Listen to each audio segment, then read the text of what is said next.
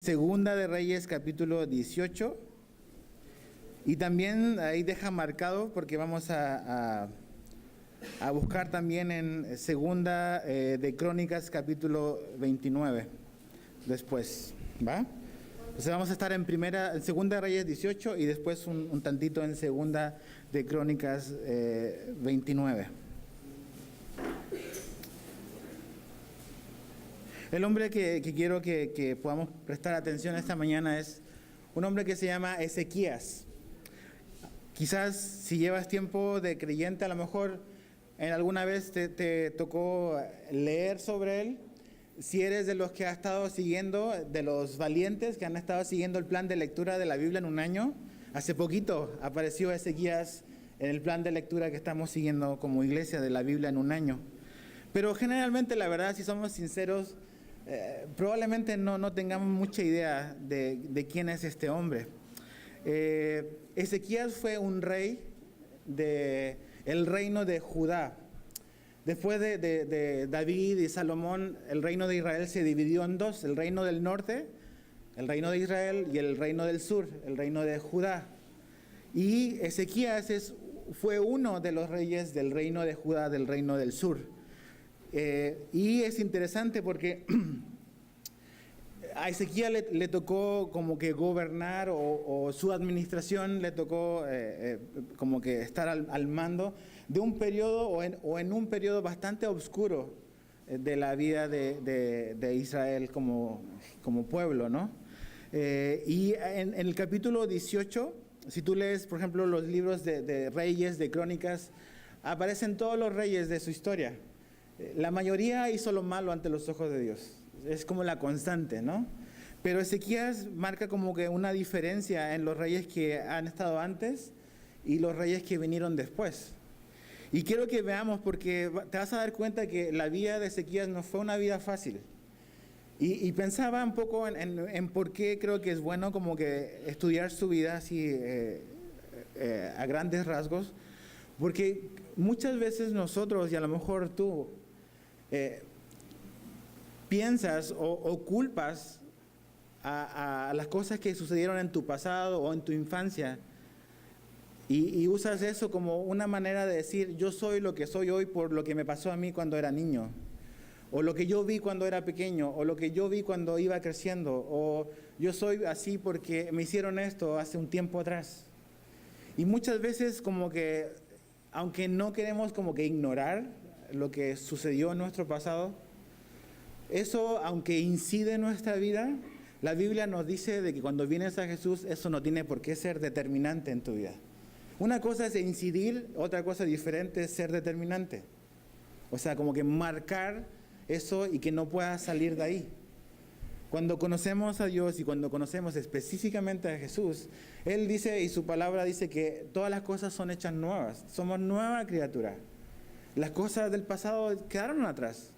Entonces quiero que a la luz o a medida que vamos leyendo la vida del rey Ezequías, no vamos a ver toda su vida, pero el comienzo y las decisiones que él tomó, tú puedas ir como que examinando y comparándolo con tu propia vida y las cosas que has pasado. Ya seas un hombre ya mayor, seas un joven o un adolescente que dices estás en una situación quizás complicada, no has visto buenos ejemplos y como que quieres culpar a eso por las decisiones que has tomado, y nos vamos a dar cuenta que realmente ninguno de nosotros tiene excusa por las cosas que hemos vivido como para tomar malas decisiones. Entonces, si estás ahí en Segunda de Reyes capítulo 18, vamos a leer los primeros 2 versículos y vamos a orar y vamos a estudiar.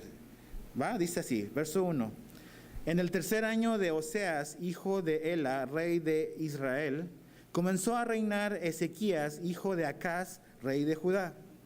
Cuando comenzó a reinar era de 25 años y reinó en Jerusalén 29 años.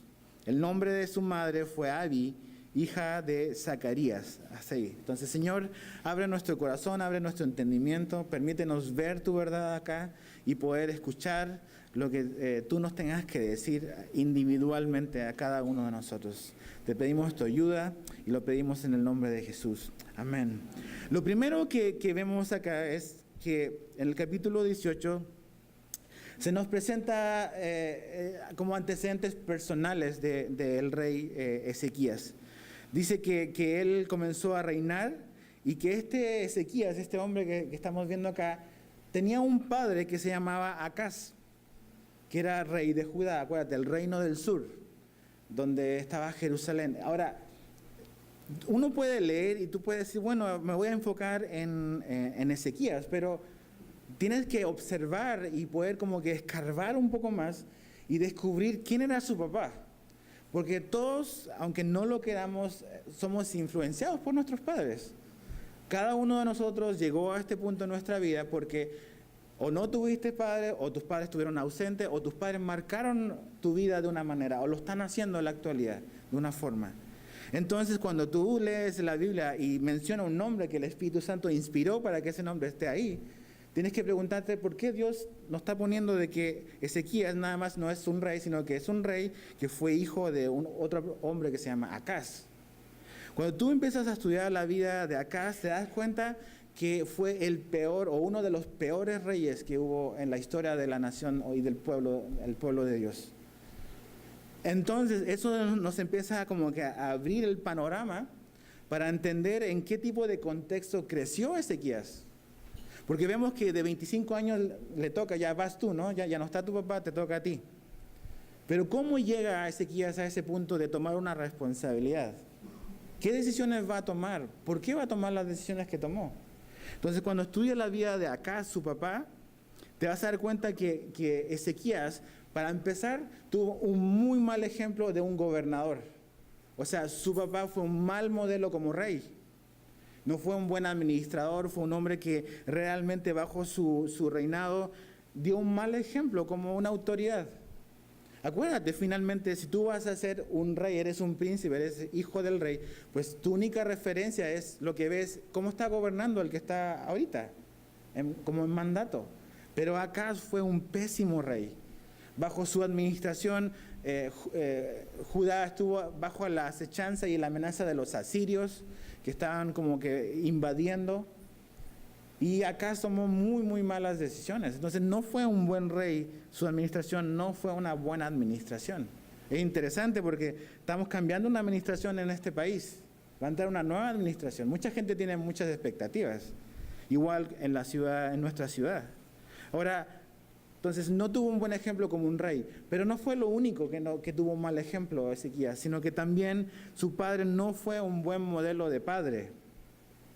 Y ahí es donde muchas veces nosotros podemos como que excusarnos o como que poner un pretexto. Es que mi familia fue así, es que mi papá fue así conmigo. Mis padres o mi mamá fue de esa manera, me trató así, entonces yo por eso soy así y ando lastimando medio mundo, porque a mí me lastimaron. Entonces como que nos creemos el cuento de lo que este mundo nos quiere hacer creer y culpamos a nuestros antepasados y todo ese rollo. Y ves la vida de Ezequías y ves que su papá fue perverso, realmente perverso, un hombre perverso. No tuvo un padre modelo. De hecho, si tú lees en 2 de Crónicas 28, no vayas a ir, ahorita vamos a observar un poco.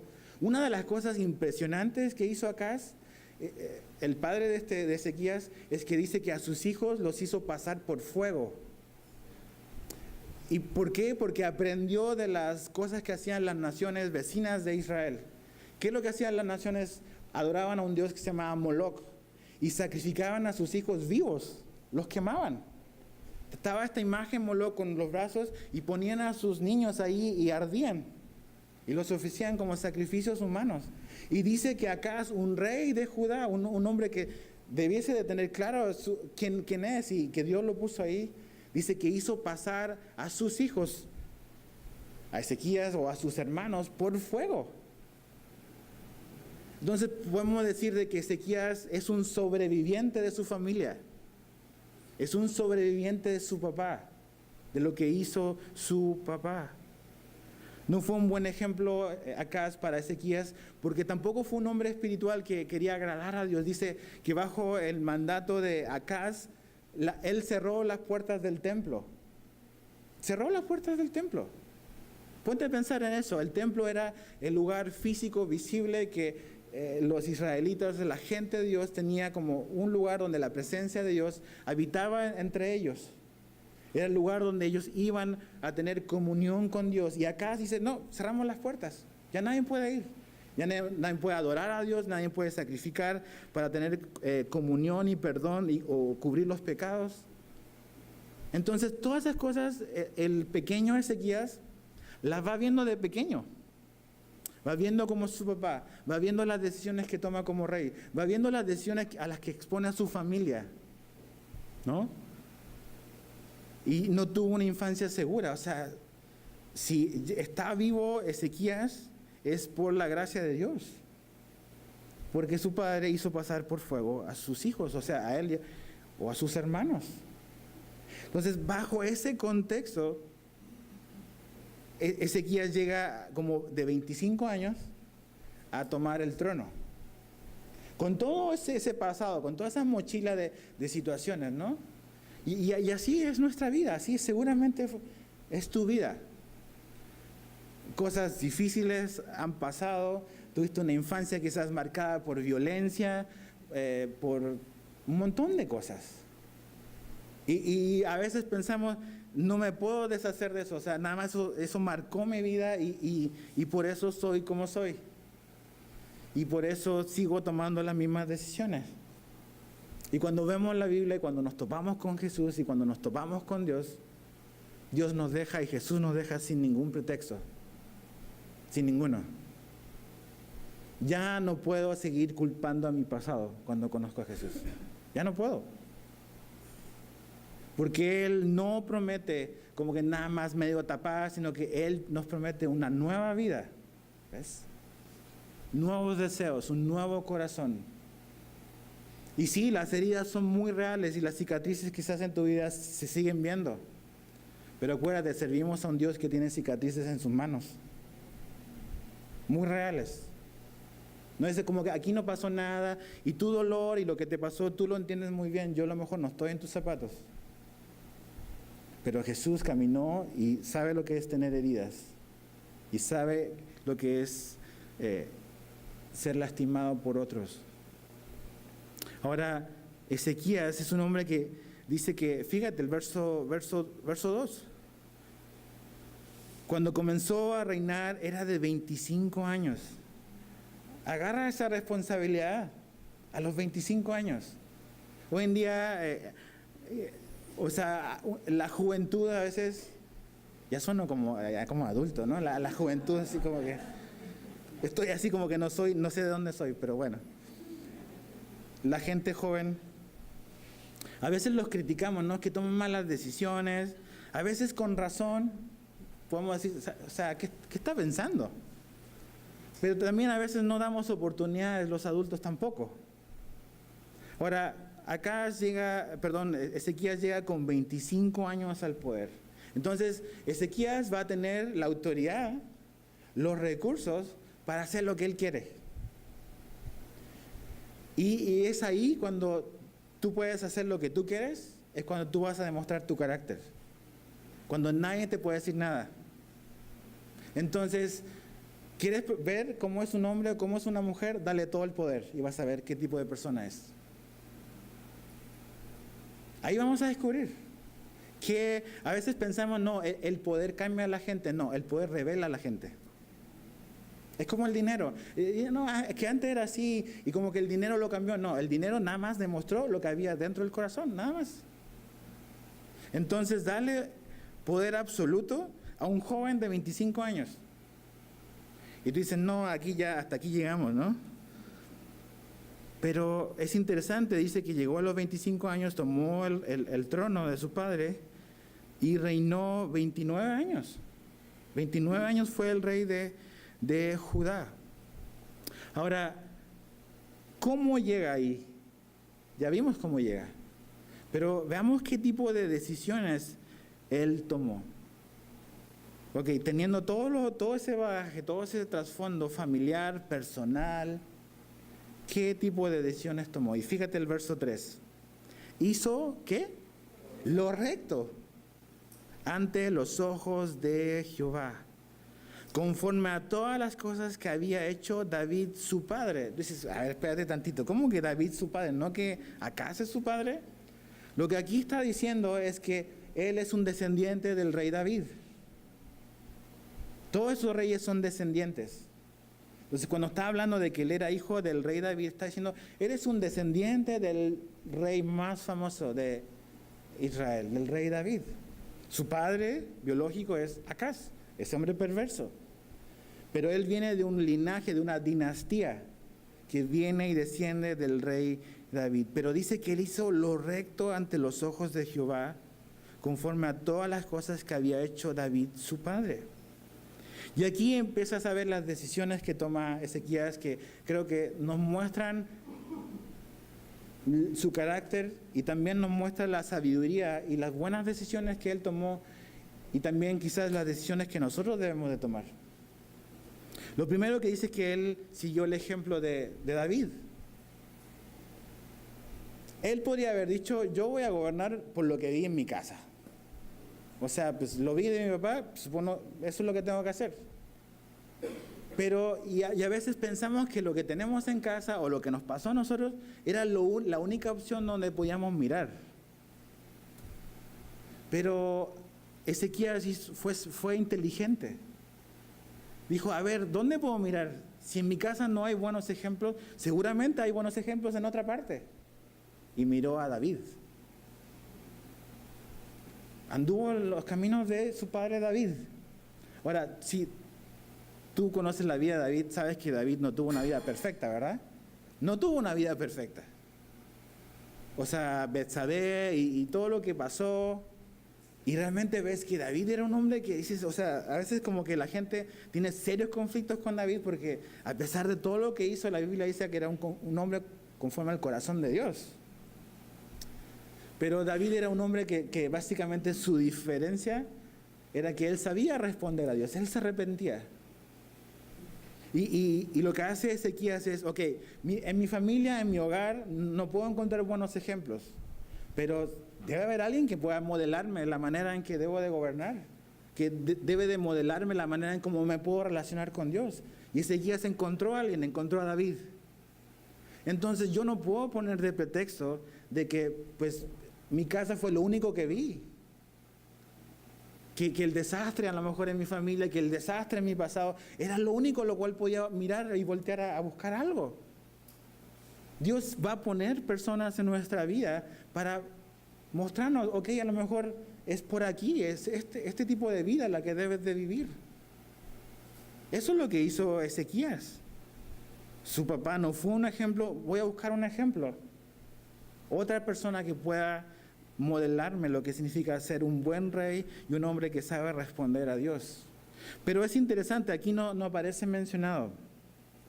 Pero si vas a Isaías 36, capítulo 36 al capítulo 39, te vas a dar cuenta que hubo un hombre que influenció profundamente la vida de Ezequías. ¿Y sabes cómo se llama? El profeta Isaías. Chécate eso. ¿Quién no quisiera tener un amigo como el profeta Isaías? E Isaías fue un hombre que influenció la vida de este rey. Ok, Ezequías aprendió a la distancia porque obviamente no conoció personalmente a David. Pero hubo una persona que Dios puso a su lado que fue el profeta Isaías. E Isaías influyó en su vida, influyó en su reinado, influyó en las decisiones que él tomó. Y sabes que si eres joven, o si no lo eres tanto, o si ya no lo somos tanto, necesitamos personas así en nuestras vidas.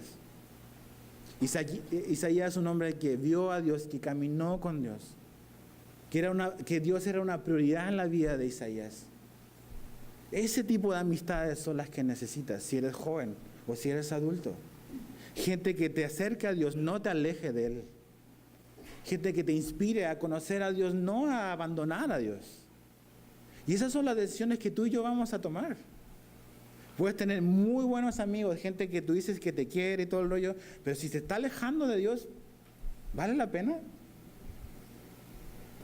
¿Vale la pena realmente? Isaías fue una influencia muy profunda en la vida de Ezequías. Y te das cuenta de que a pesar de todas las deficiencias que él tuvo en su casa, Dios lo arropó y puso personas a su alrededor. Para todo el daño que él vivió y todo lo que pudo él haber visto y haber usado para justificarse en sus malas decisiones y en su mala conducta, Dios puso gente a su lado que fue una bendición para él. Pero, ¿qué decisiones estás tomando? ¿Qué ejemplos estás buscando? ¿Bajo la influencia de quién te estás poniendo? ¿Ves? Porque todos somos influenciados, aunque no lo queramos. Bajo enseñanza, bajo ejemplos, todos somos influenciados. Ok, ¿bajo la influencia de quién estás? ¿No? ¿Qué gente está modelando y moldeando tu carácter y tu caminar con Dios? Pero algo también increíble, si baja tantito ahí en el capítulo 18 hasta el verso 7. Dice, y Jehová, ¿qué dice ahí? Estaba con él. Ok, su familia es un desastre, su papá es un mal ejemplo, el reinado era un desastre, el reino del norte era un desastre, todo muy oscuro, pero Dios estaba con él. ¿Te das cuenta? O sea, eso marca la diferencia. Mira, acompáñame al libro de Génesis capítulo 39. Génesis, avanza hacia tu izquierda, el primer libro de la Biblia, Génesis capítulo 39. Vamos a ver un par de versículos ahí, el verso 2 al 3, es la vida de José. ¿Se acuerdan de José? El soñador.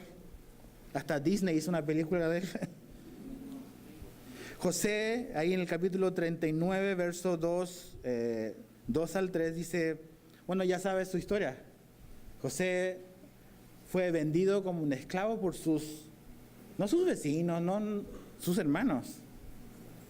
Okay, el daño y la puñalada vino de la propia familia.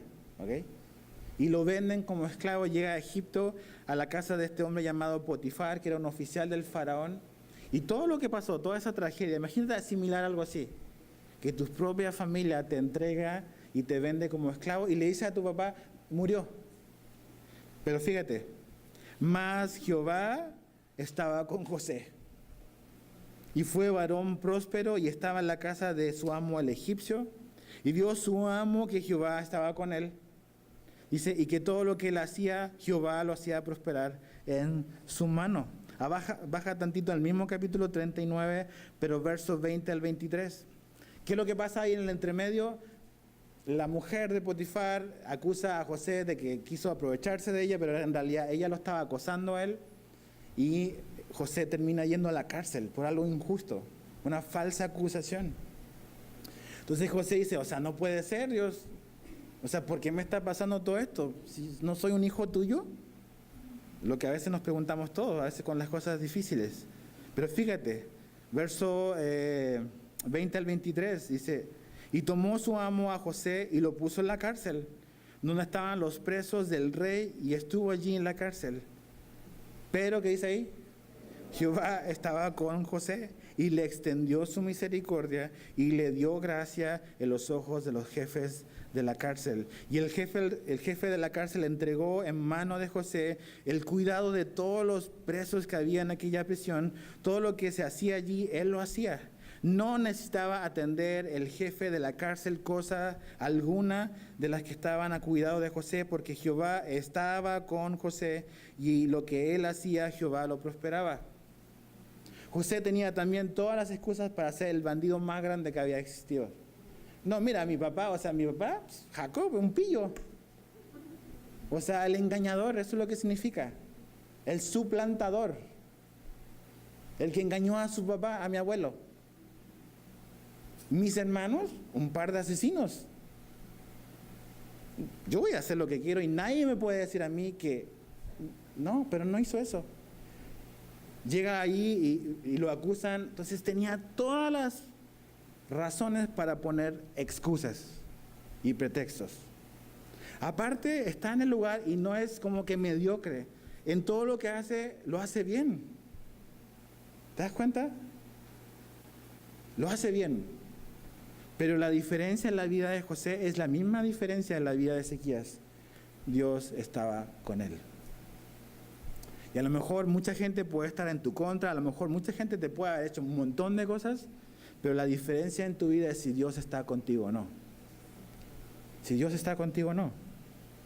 Volvamos a 2 de Reyes 18. No solamente Ezequías eligió a la gente que iba a dejar influenciarse, sino que tomó decisiones difíciles. Fíjate el verso 4. Él quitó los lugares altos y quebró las imágenes y cortó los símbolos de acera e hizo pedazos la serpiente de bronce que había hecho Moisés, porque hasta entonces le quemaban incienso los hijos de Israel y la llamó Neustán. Chécate. Ezequías tomó decisiones que nadie quería y que nadie quiso tomar. Tú ves para atrás y ese siempre fue un problema. Habían estos lugares altos donde la gente iba a adorar a dioses paganos. Y eso fue algo que los reyes nunca pudieron resolver. Nadie tuvo los pantalones para hacerlo. Y viene este muchachito de 25 años y dice, eso se terminó. ¿Te imaginas? O sea, ¿qué administración quiere tomar medidas que sus súbditos van a protestar? ¿Se acuerdan del gasolinazo? ¿Cómo nos pusimos? Quemando cosas, la gente rompiendo cosas. Imagínate, aquí le están tumbando el ídolo. Y un muchacho de 25 años dice, eso se termina ahorita. No dice, no, se lo voy a dejar a la siguiente administración, que ellos se hagan bolas. No, yo no. No voy a quitarle a la gente lo que la gente cree que necesita.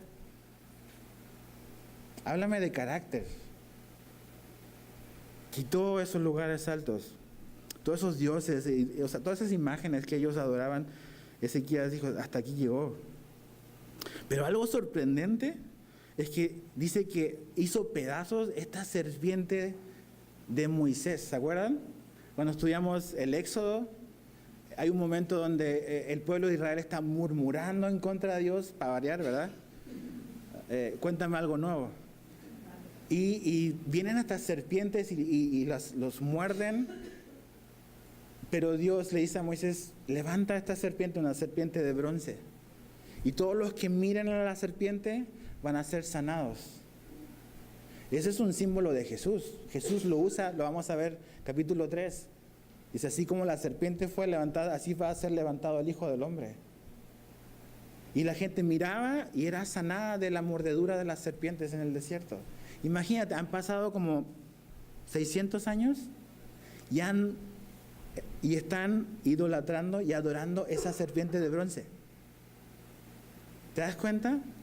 Dios les dio esa serpiente de bronce en ese tiempo para ser una bendición y un alivio para ellos.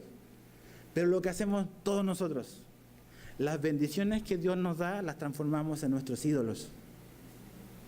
En nuestros ídolos. Dios dio esa serpiente para bendecir a su gente, para sanar a su gente, para traer una bendición, y ellos la transformaron en un ídolo. Y así somos nosotros. Dios nos da el trabajo, pero hacemos de nuestro trabajo nuestro ídolo. Dios nos da una familia y nosotros hacemos de nuestra familia nuestro ídolo. Dios nos da recursos, nos da dinero y hacemos del dinero nuestro ídolo. Un ídolo es cualquier cosa o persona que lo ponemos en el lugar de Dios como lo más importante en nuestra vida. Y no necesariamente son cosas malas. No tiene nada malo tener trabajo, no tiene nada malo tener una familia, no tiene nada malo que Dios nos dé recursos materiales, pero tiene todo de malo cuando lo ponemos en el primer lugar en nuestra vida. Y ellos estaban haciendo eso. Estaban idolatrando a esta serpiente. Y me encanta porque viene Moisés y le dice, esto es básicamente un pedazo de lata. Esa palabra que usa ahí en hebreo es, esto es un pedazo de lata.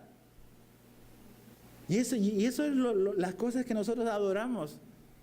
Cuando intercambiamos y hacemos el switch entre bajamos a Jesús, bajamos a Dios del primer lugar a nuestra vida y ponemos ahí cualquier otra cosa, eso es un pedazo de algo.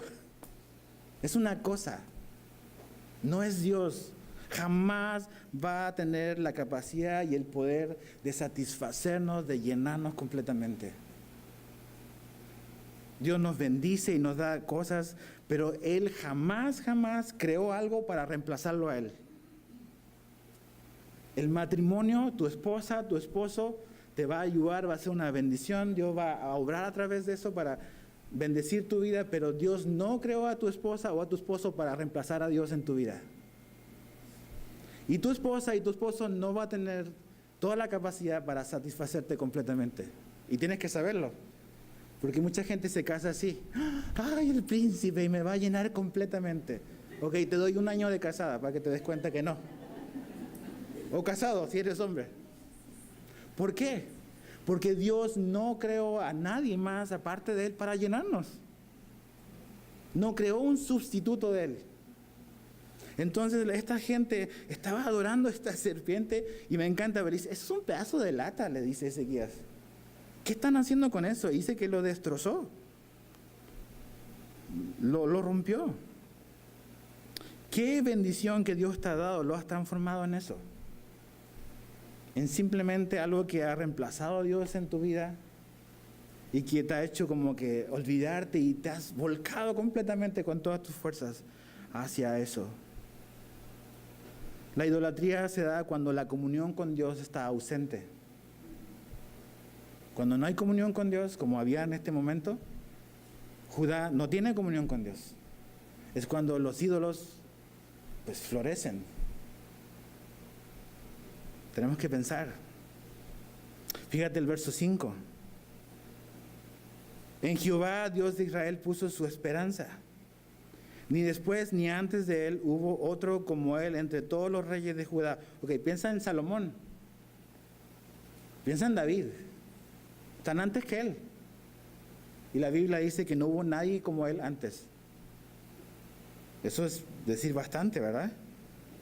Pero dice que aquí está la razón por la cual él hizo lo que hizo. Ahí está la explicación.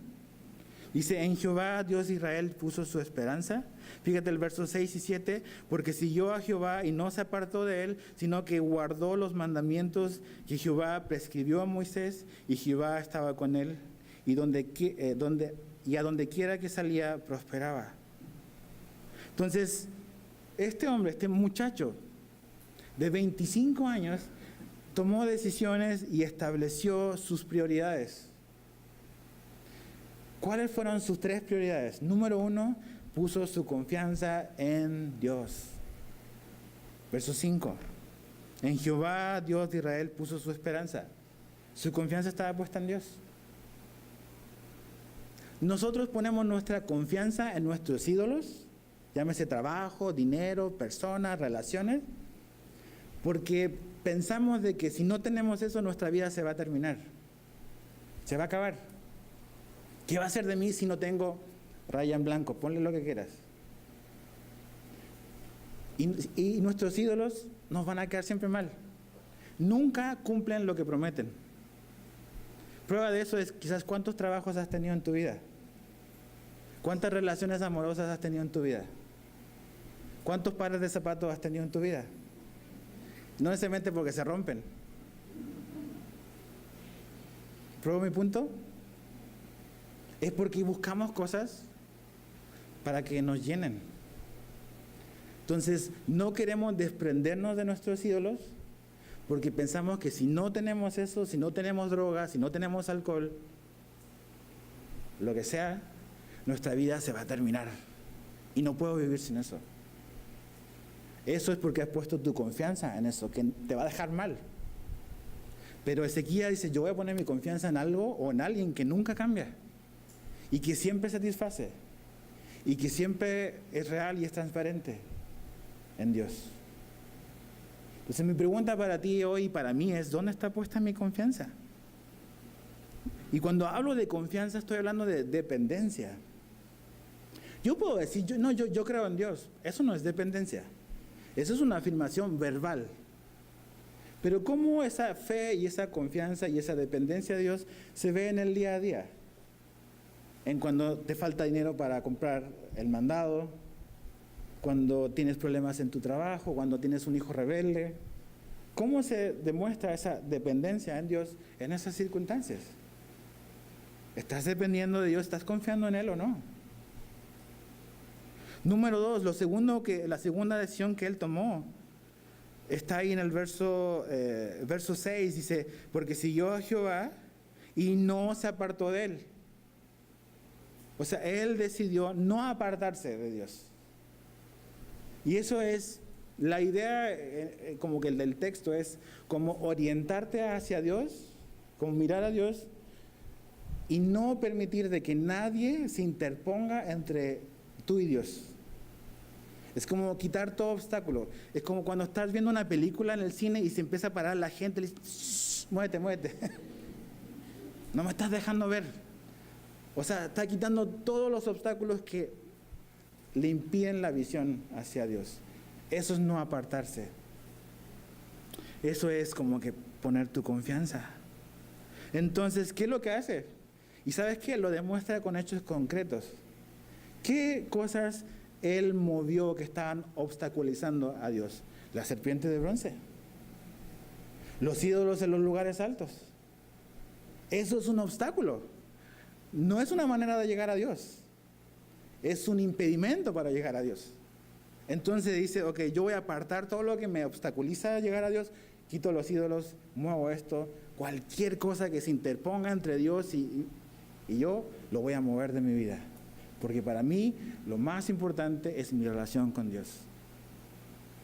O sea, él no está interesado en las encuestas, en qué van a decir, en cuánto nivel de aprobación tiene. No. Él sabe que para que su reino y su nación pueda cambiar, Dios debe ser central en la vida. Y hoy, ¿sabes qué? Estamos con un montón de expectativas de una nueva administración.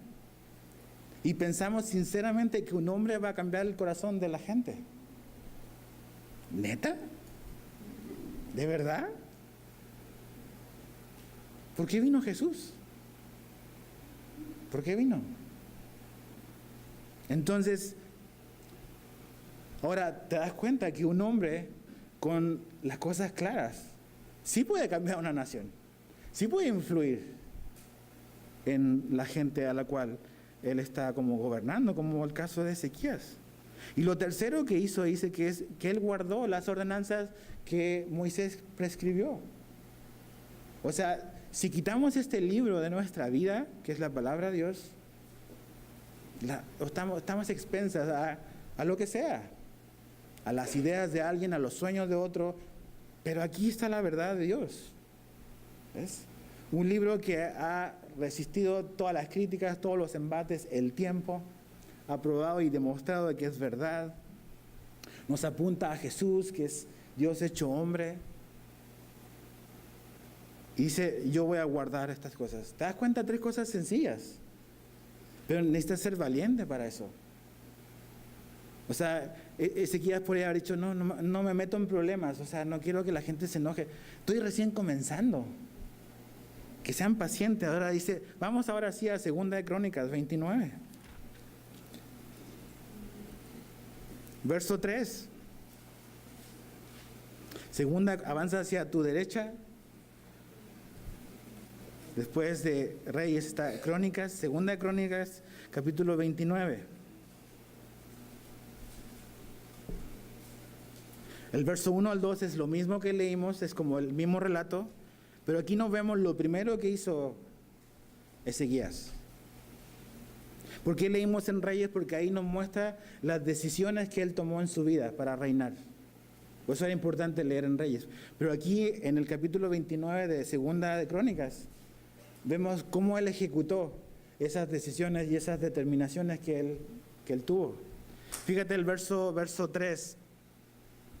Dice, en el primer año de su reinado, en el mes primero, abrió las puertas de la casa de Jehová y las reparó. Ahí está. Ok, no solamente hay que quitar la serpiente de bronce, es un pedazo de lata. No solamente hay que quitar los ídolos que nos están como que molestando el acceso a Dios, están robando, sino que tengo que volver a abrir las puertas de la casa de Dios. Porque lo que la gente necesita no es una serpiente de bronce, no es los ídolos, lo que la gente y lo que mi gente dice necesita es volver a Dios. Y su papá había cerrado las puertas. Su papá es el que cerró las puertas de la casa de Dios. Y él revierte el daño que su padre había hecho a su nación. A veces pensamos y vemos nuestra vida y tú dices, no, es que el daño que me hicieron es irreversible. Y sí lo es. No creas esa mentira de que nunca voy a salir de acá, nunca Dios va a poder restaurar esto. Él sí puede. Finalmente Ezequías es una sombra y sigue siendo Ezequías un rey imperfecto, se equivocó. También tomó malas decisiones. Ezequías es un hombre pecador, como tú y yo. Pero Jesús es el rey perfecto.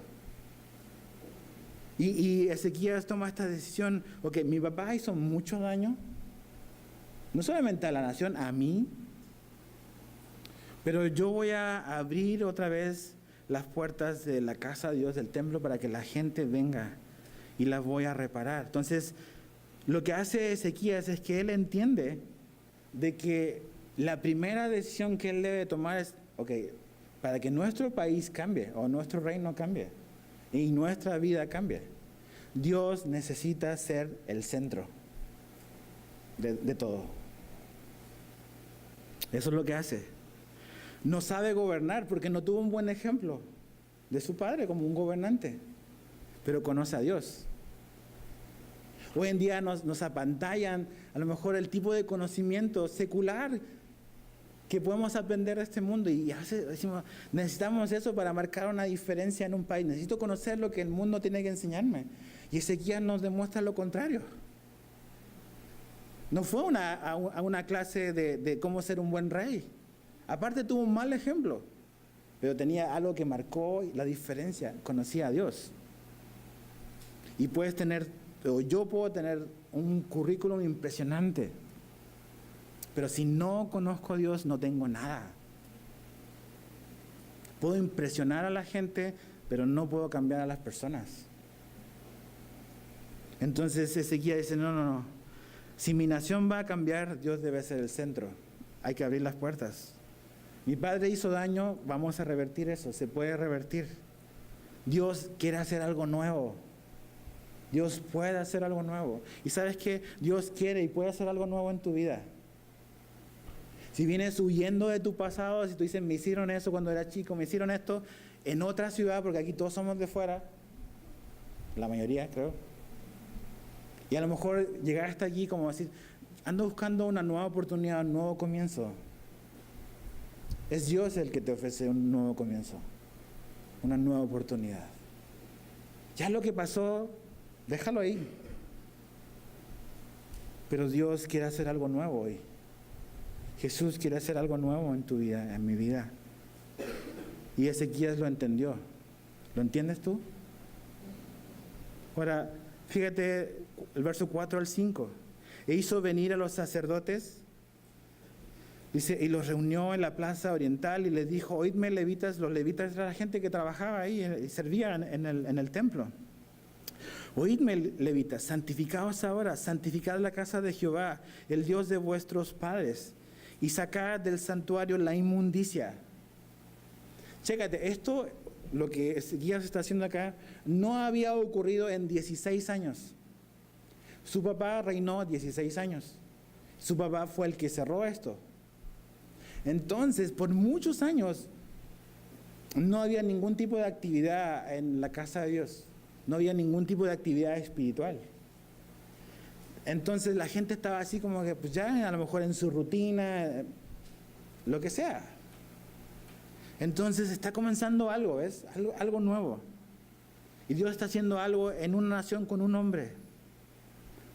Así son los avivamientos. Los avivamientos comienzan en el corazón de una persona. Y Dios lo usa para influir y que se propague. Entonces, ¿qué es lo que hace? Es abre las puertas. Dios tiene que ser central. Pero también Ezequías promueve la santidad. Dice, tenemos que limpiar eso. Santifíquense ustedes. Y esa palabra muchas veces no nos gusta, no es algo que predicamos mucho, las iglesias de ahora. Vivir en santidad es vivir apartados para Dios. Eso quiere decir, santo no es alguien perfecto. Esa es la imagen que nosotros tenemos. Tú y yo no somos perfectos en la práctica, pero alguien que ha sido santificado es alguien que ha sido puesto aparte para el uso de Dios. Y cuando Jesús nos salvó, Él nos santificó, Él nos puso aparte y le pertenecemos a Él. Pero también cuando tú y yo, si has puesto tu fe en Jesús, nacimos de nuevo, Dios comenzó otro proceso que se llama santificación, que Dios va a tomar toda nuestra vida para cambiarnos. Y hasta el último día, hasta el último segundo que respiremos, Dios va a estar santificándonos, va a estar transformándonos. Pero también tenemos que buscar esas cosas. Y es lo que Ezequías hace, gente, tenemos que santificarnos, tenemos que quitar las cosas que han estado ensuciando. ¿Qué áreas en tu vida es suciedad? En tu corazón, en mi corazón, en mi mente. Es como ese cuarto que no queremos que nadie entre en nuestra casa. Es como que tenemos todo ordenado, pero hay un cuarto donde metemos todo y cerramos la puerta y mejor ni abrirla porque se nos viene todo de vuelta.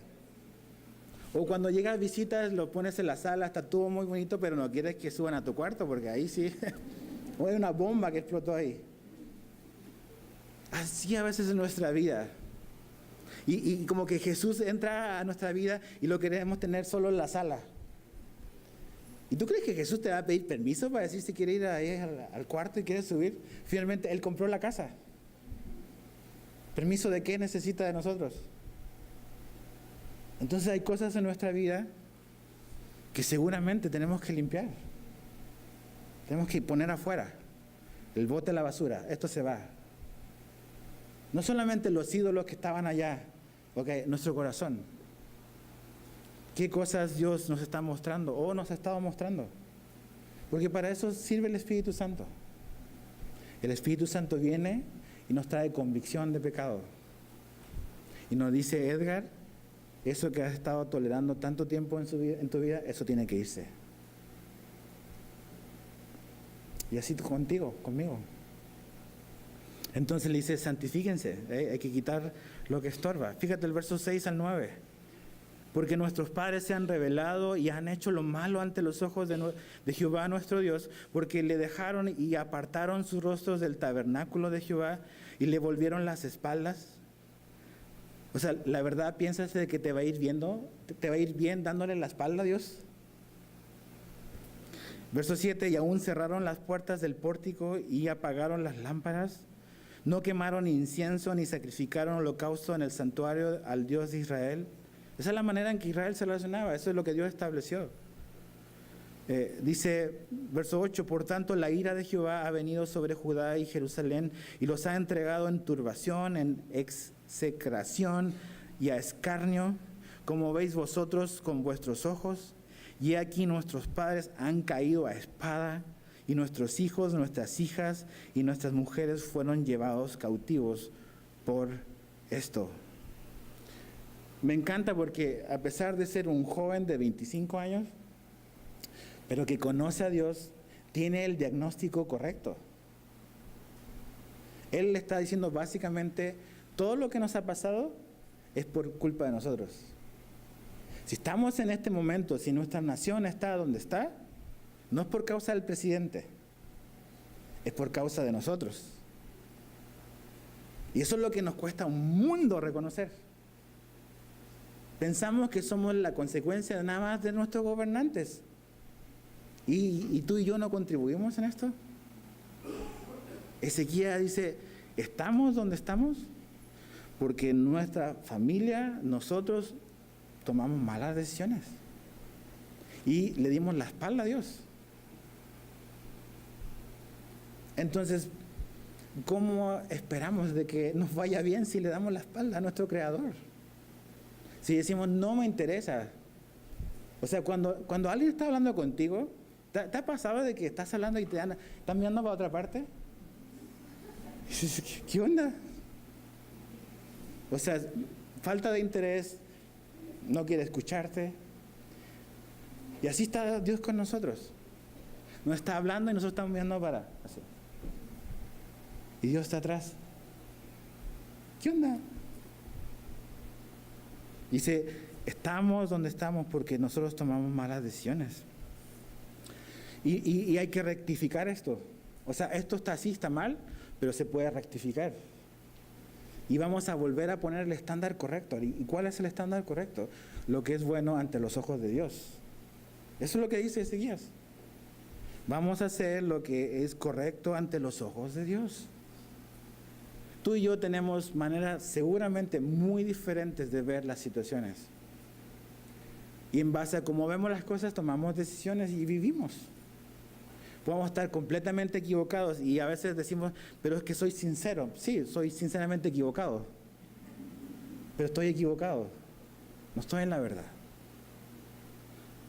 Y muchas veces pensamos de que vivimos en un mundo y en una sociedad y en un periodo de la historia donde la verdad ya depende de cada quien. Mucha gente, tú le hablas de Jesús y te dice, ay, qué bueno, eso funciona para ti. ¿Te ha pasado eso? Eso es bueno para ti, pero para mí es diferente. Porque hay un montón de estándares diferentes de qué es la verdad. Pero lo que Ezequías hace es, gente, tenemos que entender que lo que realmente importa es hacer lo recto ante los ojos de Dios. Y si estamos donde estamos, es porque no hemos hecho lo recto ante los ojos de Dios. En nuestros trabajos, en nuestras universidades, en la casa, con los vecinos, no hemos hecho lo recto ante los ojos de Dios. Y por eso tenemos el país que tenemos. Por nuestras decisiones. Ahora, ¿nos quedamos sin esperanza? No, claro que hay esperanza. Eso puede cambiar. Puede cambiar. Pero tenemos que tener el diagnóstico correcto. O sea, no quieres ir con un doctor si tienes cáncer y te da una aspirina, ¿verdad? Aunque sea doloroso, yo quiero el diagnóstico correcto de mi vida para poder tratarlo. Créeme, un cáncer no se va a ir con una aspirina. Entonces el diagnóstico es culpa de nosotros. Nosotros abandonamos a Dios y estamos cosechando lo que sembramos. Dios fue paciente, Dios nos quiere hablar, nosotros estamos dando la espalda. Entonces, ¿qué tenemos que hacer? Es voltearnos. Voltearnos a Dios. Voltearnos a Jesús.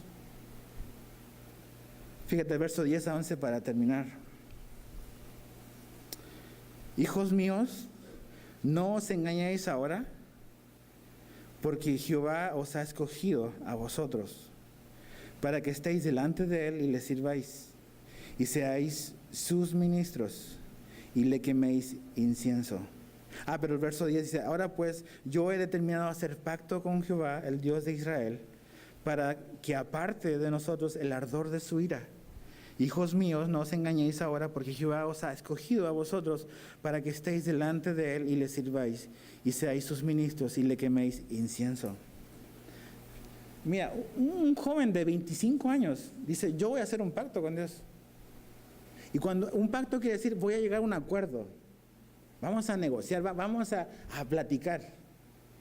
Pero lo que él está haciendo es, este hombre que está en un lugar de tanta influencia, él quiere lo mejor para su gente.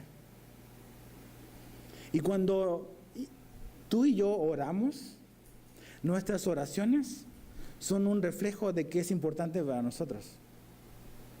Si nada más estoy orando para que mi carro no se descomponga, o porque el cable ya no funciona, o porque el internet se fue, y no oro por cosas que realmente importan.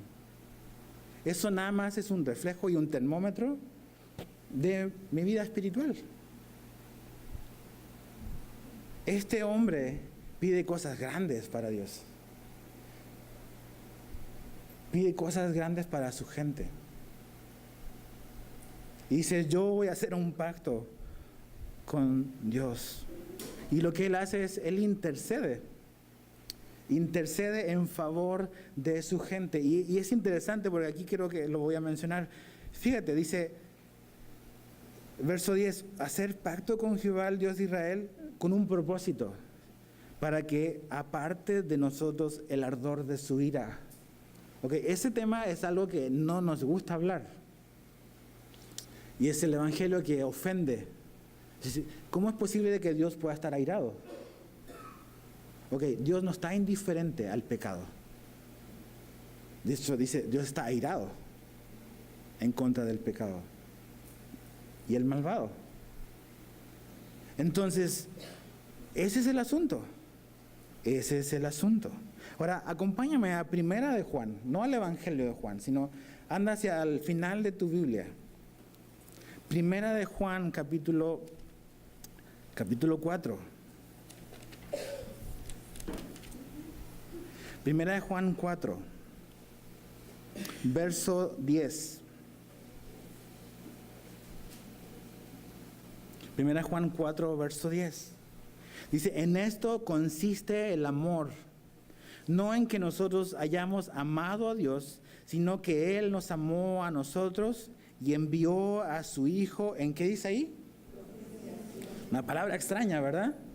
En propiciación por nuestros pecados. Dice que Dios envió a su Hijo, o sea, a Jesús, el que estamos estudiando el domingo. Entonces, cuando veamos a Jesús en el Evangelio de Juan, tenemos que tener esto en mente. Que el Dios mandó a Jesús en propiciación por nuestros pecados. La palabra propiciación en la Biblia tiene un significado primario de aplacar la ira de Dios. La idea de propiciación es algo que aplaca la ira de Dios en este caso. El derramamiento de la sangre de los animales en el Antiguo Testamento sobre la tapa del arca del pacto en un lugar que era el propiciatorio ejemplifica la sangre de Cristo que nos cubre y resguarda de la ira justa de Dios sobre el pecado. Cristo mismo se interpuso delante del Padre para recibir el castigo sobre sí. Eso es. En la salvación no hay perdón de pecados así porque sí, sin nada más. El perdón de nuestros pecados es gracias a que Cristo satisfizo la justa ira de Dios. Él asumió el castigo de nuestro pecado. Porque Dios es amoroso, pero Dios es justo. Y Dios no va a dejar ningún pecado sin resolver. Entonces, o te acoges a la oferta que Él te da, que es alguien más puede pagar por ti, o lo vas a pagar tú. Y cuando Jesús vino, dice que Él fue la propiciación. Jesús recibió la justa ira de Dios por nuestros pecados sobre Él para que tú y yo no la recibamos y podamos ser salvos. Entonces, cuando volvemos aquí a ver a Ezequías, y dice que él hizo pacto para que la ira de Dios se aplaque, ¿sabes lo que estamos viendo ahí? Un pequeño destello del Evangelio de Jesús. Porque eso es lo que hizo Jesús. Jesús, lo que hay es que nosotros tenemos un pacto con Dios, basado en la intercesión y en la mediación de Jesús, como el Hijo de Dios. Y porque Jesús murió en la cruz por mis pecados, por tus pecados, y Él recibió la justa ira de Dios en contra del pecado sobre Jesús, tú y yo no vamos a recibir eso. Porque Jesús hizo un pacto. Porque nuestro pacto depende no de nosotros, sino de lo que Cristo hizo en la cruz. Entonces, cuando Ezequías está haciendo esto en favor de su gente, ahí vemos una sombra, un tipo de Cristo, que está haciendo un pacto con Dios para que Dios aplaque la ira y no recibamos lo que merecemos realmente. Y lo segundo que vemos es que les recuerda su propósito. Fíjate lo que dice: hijos míos, me encanta, tiene 25 años. Y le dice a los levitas, a los sacerdotes, hijos míos, como un corazón de pastor, así. Hijos míos, no os engañéis ahora porque Jehová os ha escogido. Y les recuerda cuál es su propósito. Y sabes que no podemos olvidar nuestro propósito. Primero es que hemos sido escogidos por Dios. Esto no es algo que nada más que aquí Ezequías está inventando. Esto es claro, era en este momento, en esta época, para los sacerdotes. Pero cuando ves en el Nuevo Testamento, en el libro de Efesios, dice que hemos sido escogidos por Dios en Cristo Jesús. O sea, dice, wow, Dios me escogió a mí cuando pones tu fe en Jesús. ¿Sí? ¿Te imaginas? O sea, eso. O sea, es como si quieres jugar una cascarita y Messi o Cristiano Ronaldo te elige para su equipo. O sea, te necesita, no, pues es buena onda nada más contigo. Ahora, Dios no es Cristiano Ronaldo, aunque él crea a lo mejor que a veces es Dios, pero Dios te escogió. ¿Por qué? Por puro su afecto y su bondad. No por nada bueno que vio en ti ni en mí. Él te escogió, pero te escogió para algo. Aquí dice, Dios los escogió para que estén delante de Él. Dios nos escogió para estar delante de Él. Dios nos escogió para tener comunión con Él. Dios no nos necesita, nosotros sí a Él. Dios no depende de nosotros para su existencia, nosotros sí. Pero Él nos escogió para estar delante de Él, para tener comunión con Dios. No solamente para eso, sino dice, también nos escogió para que le sirvamos. O sea, cuando Dios te salva, no es solamente para que calentemos una banca y ya estemos de espectadores. O sea, Dios quiere involucrarte. Y Dios quiere que puedas servir unos a otros. Jesús en su hora más crítica, lo vamos a ver en Juan, en la última cena, cuando está en ese momento tan importante, Jesús agarró una toalla y agua y le lavó los pies a los discípulos, incluido Judas. Y Jesús al final de ese momento le dice, si ustedes hacen esto, van a ser bienaventurados. Nosotros tenemos, claro que tenemos que servir, pero no lo hacemos y a lo mejor por eso nos falta gozo. Jesús dijo, si ustedes se sirven unos a otros, van a ser bienaventurados. No si saben que hay que servir, no si hablan de servicio, sino que si sirven, van a ser bienaventurados. Entonces hemos sido ya escogidos para servirle y por último, hemos sido escogidos para adorarle. Tú y yo fuimos creados para adorar a Dios. La caída y el pecado ahí cambió todas las cosas. Y nosotros esa necesidad que tenemos de adorar a Dios, hemos reemplazado a Dios con serpientes de bronce, con ídolos en lugares altos, con trabajo, con dinero, con personas, con relaciones. Pero tú y yo fuimos creados para adorar a Dios. Y ahí está la fuente de satisfacción. No en un pedazo de lata. No en mi carro que es un pedazo de lata. No en un pedazo de ladrillos que es mi casa. Que es útil, que cumple un propósito, pero que no fue dado a mí para tomar el lugar de Dios. Y vamos a terminar acá. Pensemos, ¿no? Cómo esta historia y este hombre nos habla de que realmente hay un rey más grande que necesitamos conocer.